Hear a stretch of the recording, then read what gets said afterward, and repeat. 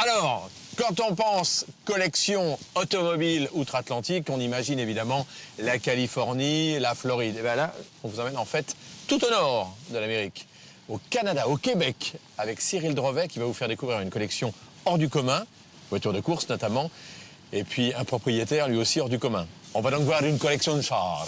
Des beaux chars. Des beaux chars. Des chars rapides. Bienvenue à Montréal. Ce matin, nous avons rendez-vous avec Mario. Bonjour, vous allez Comment bien? allez-vous? Très bien. Faites un beau voyage? Très bien, merci de nous recevoir. Vous l'avez deviné à son accent, Mario est un vrai Québécois. Mais si nous vous le présentons, c'est que Mario va vous faire rêver. C'est l'un des plus grands collectionneurs de voitures du Québec. Moi, il ne se passe pas une semaine maximum que je viens pas ici passer du temps avec mes voitures. Promoteur immobilier, il a fait fortune en misant voici 20 ans sur l'extension de la banlieue de Montréal. Alors en bon passionné d'automobile, quand il a construit sa maison, il l'a aménagée en conséquence.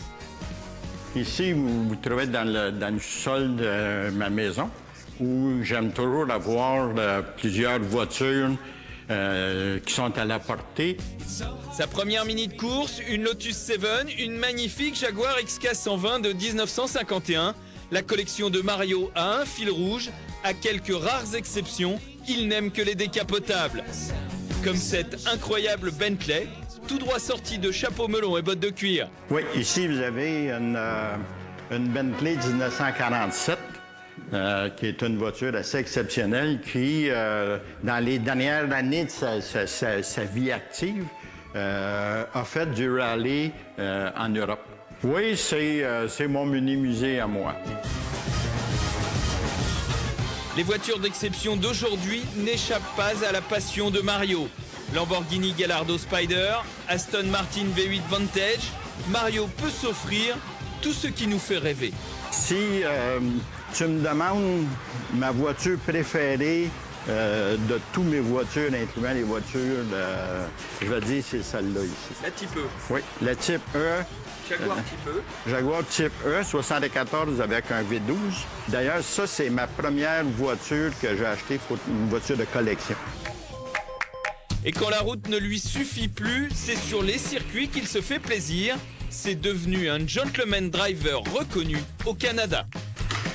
Bon, bonjour, ici, tu te trouves présentement dans l'atelier où on prépare les voitures de course pour nos courses qu'on fait régulièrement en série Porsche actuellement.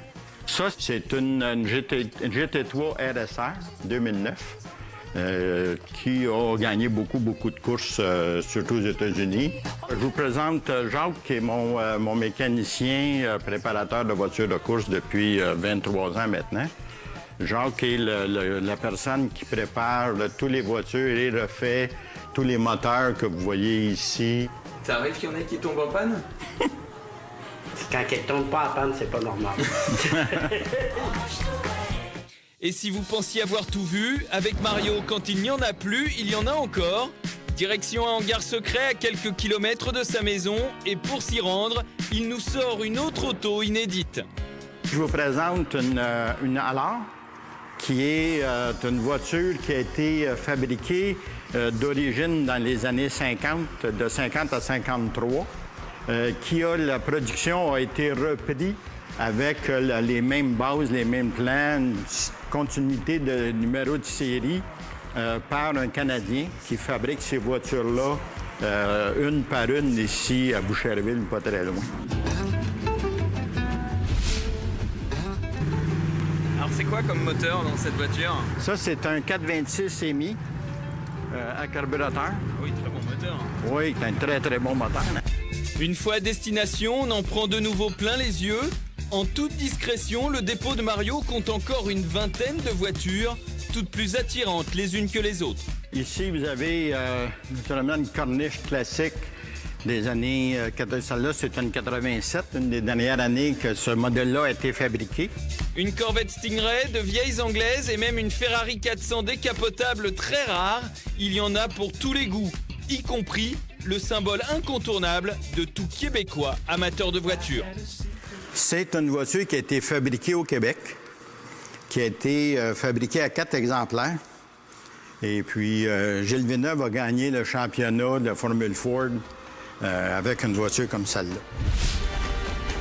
C'est sans fin, en fait. Même C'est quand sans déjà fin. on peut s'offrir ça, il y a toujours quelque chose d'autre qu'on peut s'offrir. Il y a toujours une belle voiture que je vois quelque part que je rêverais d'avoir.